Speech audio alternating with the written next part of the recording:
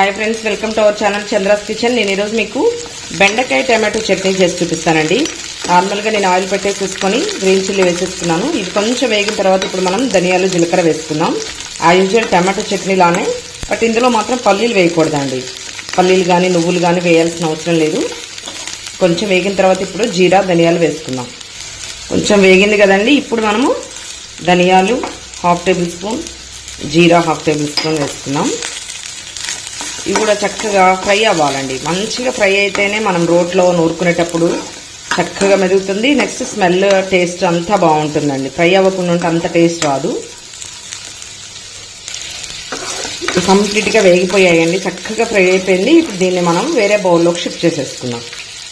ఇలా వేరే బౌల్లోకి షిఫ్ట్ చేసి పెట్టుకోవాలండి, సపరేట్ చేసుకోవాలి. ఇప్పుడు దీనిలోనే మనం కట్ చేసి పెట్టుకున్నటువంటి బెండకాయ ముక్కలు వేసేసుకున్నాం. మొత్తం మిక్స్ చేసేసుకున్నామండి. ఇప్పుడు దీనిపైన ఒక 1 మినిట్ మూత పెట్టేసేసుకుందాం. మూత పెట్టేసుకున్నాం కదండి. ఒక 1 మినిట్ తర్వాత తీసి చూద్దాం. ఇప్పుడు మూత తీసానండి.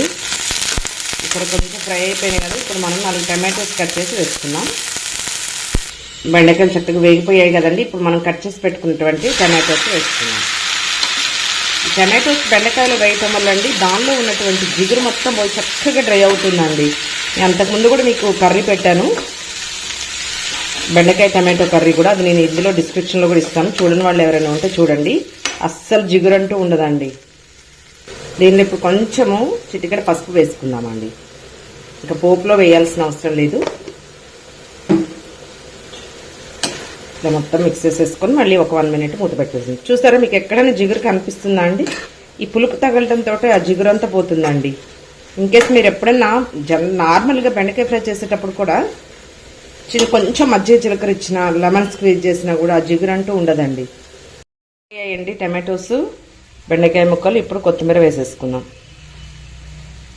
ఇలా కొత్తిమీర వేసుకొని ఒక 1 మినిట్ అండి ఇలా ఉంచేసి మనం దించేసేసుకుందాం. స్టవ్ ఆఫ్ చేసేసుకుందాం. కొత్తిమీర కంప్లీట్గా వేగాల్సిన అవసరం లేదు అండి. స్టవ్ ఆఫ్ చేసేసి చల్లారే వరకు వెయిట్ చేద్దాం.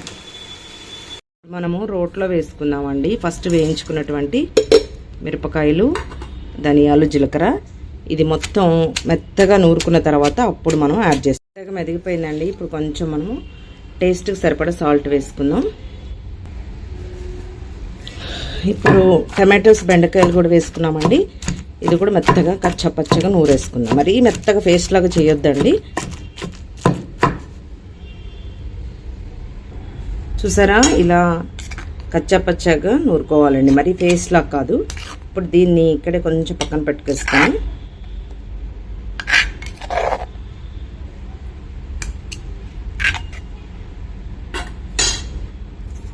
నాలుగు వెల్లుల్లి రెప్పలు వేసేసుకున్నాం. చూడండి, మన పచ్చడి రెడీ అయిపోయిందండి. బెండకాయ టమాటో. దీన్ని ఇప్పుడు బౌల్లోకి షిఫ్ట్ చేసేసుకున్నాం. చూడండి, చట్నీ పోపుకి ఆల్రెడీ బాండి పెట్టేసేసుకున్నాను. చిన్న బాండి.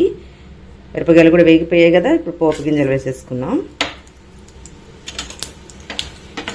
పోపుతోటి ఇంకా టేస్ట్ అదిరిపోతుందండి, చాలా బాగుంటుంది.